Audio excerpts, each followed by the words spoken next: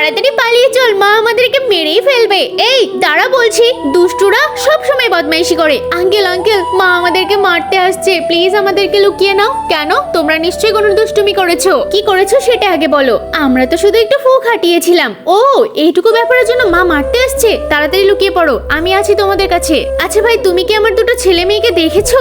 কই না তো, ওরা তো এদিকে কেউই আসেনি, আর আমি তো কাউকেই দেখিনি। আরে ওরা তো অনেক দুষ্টু, দেখুন তো আপনার গাড়িতে আছে কিনা। কিন্তু তার আগে কোনটা তোমার কাছে বেশি দামি, এক বস্তা টাকা নাকি মা বাবা? যদি মা বাবা হয় তাহলে ভিডিওতে একটি লাইক করে চ্যানেলটিকে সাবস্ক্রাইব করে দাও, আর যদি না করো তাহলে আমি ভেবে নেবো তুমি মা বাবাকে একদম ভালোবাসো না। না না, গাড়িতে কেউই নেই, আমি কেবলই গাড়ি থেকে নামলাম। খুব জোর পটি পেয়েছে, ওই আঙ্কেলটা তো গাড়িটাই বন্ধ করে দিয়েছে।